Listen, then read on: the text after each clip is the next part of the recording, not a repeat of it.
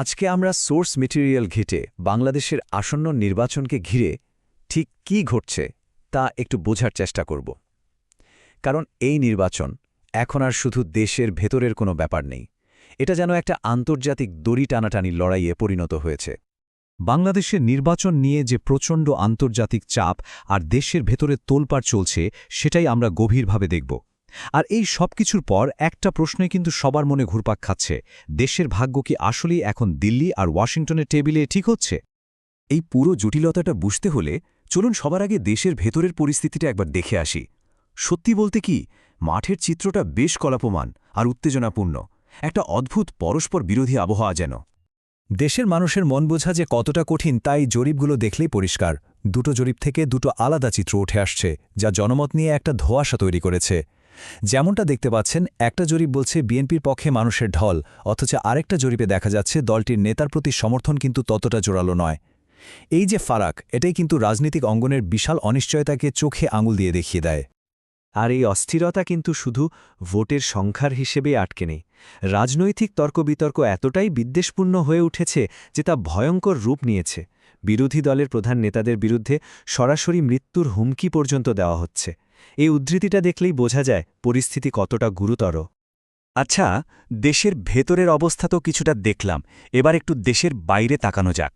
এই টালমাটাল পরিস্থিতিতে আন্তর্জাতিক শক্তিগুলো কি করছে চলুন শুরু করা যাক যুক্তরাষ্ট্রকে দিয়ে। দেখুন, প্রকাশ্যে আমেরিকার বার্তা কিন্তু খুবই ইতিবাচক। মার্কিন রাষ্ট্রদূত যেমনটা বলেছেন, তারা চান একটা উৎসবের মতো নির্বাচনী পরিবেশ হোক, যেখানে সবাই মিলেমিশে একটা আনন্দঘন পরিবেশে ভোট দেবে। কিন্তু ছবির আরেকটা পিঠও আছে। এই প্রকাশ্য আশাবাদের পর্দার আড়ালে কিন্তু এক কঠিন বাস্তবতা। একদিকে যখন উৎসবের কথা বলা হচ্ছে, ঠিক সেই সময়েই মার্কিন সরকার তাদের নিজেদের নাগরিকদের জন্য বাংলাদেশে সহিংস হামলার আশঙ্কায় ভ্রমণ সতর্কতা জারি করছে। কি অদ্ভুত বৈপরীত্য, তাই না? তবে এই খেলার মাঠে যুক্তরাষ্ট্র কিন্তু একা নয়। এই জটিল পরিস্থিতিতে আরেকটা বড় খেলোয়াড় হল ভারত। আর এই খেলায় তাদেরও স্পষ্ট কিছু স্বার্থ আছে।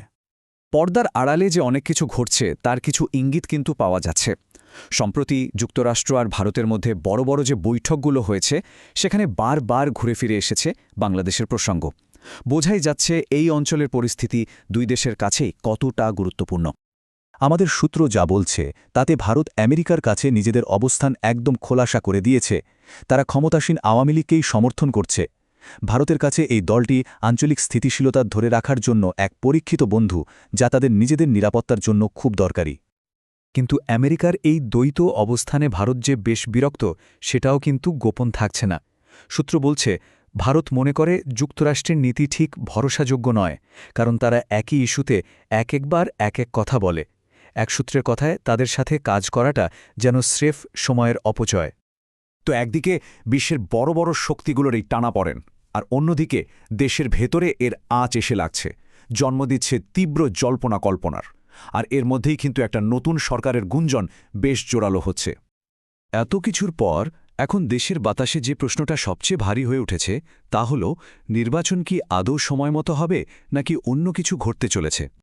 বাজারে একটা জোর গুঞ্জন কিন্তু ভাসছে, আর সেটা সত্যি হলে খেলার মোড় কিন্তু পুরোপুরি ঘুরে যেতে পারে। শোনা যাচ্ছে একেবারে শেষ মুহূর্তে নির্বাচন স্থগিত করে দেওয়া হতে পারে, আর তার জায়গায় বসানো হতে পারে একটি নতুন নিরপেক্ষ তত্ত্বাবধায়ক সরকার।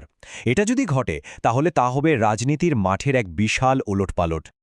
সবশেষে এই রাজনৈতিক শত্রুতা কতটা ব্যক্তিগত আর তিক্ত পর্যায়ে গেছে তা বোঝানোর জন্য সোর্স মেটেরিয়াল থেকে একটা ছোট্ট কিন্তু খুব গুরুত্বপূর্ণ ঘটনা তুলে ধরছি। এই একটা ঘটনা থেকেই ভেতরের গভীর বিদ্বেষটা স্পষ্ট হয়ে যায়। ঘটনাটা খুব সাধারণ, একটা খাবারের বিল নিয়ে। শেখ হাসিনা যখন প্রধানমন্ত্রী ছিলেন, তার সরকারি বাসভবনে প্রায় ২.৫ কোটি টাকার খাবারের বিল জমে। এখানে বলে রাখা ভালো, এটা একটা খুবই স্বাভাবিক প্রক্রিয়া, যা পরে সরকারের তরফ থেকেই শোধ করা হয়। আর এটা যে কোনো অস্বাভাবিক ব্যাপার না, তা বোঝানোর জন্য বলে রাখি, ডক্টর ইউনূসের অধীনে বর্তমান প্রশাসনেরও কিন্তু নিজেদের ৪৩ লক্ষ টাকার একটা খাবারের বিল বকে আছে। কিন্তু এখানেই আসল টুইস্ট। এটা একটা রুটিন রাষ্ট্রীয় খরচ হওয়া সত্ত্বেও নতুন সরকার নাকি সাবেক প্রধানমন্ত্রীর সেই বকেয়া বিলের পেমেন্ট আটকে দিয়েছে।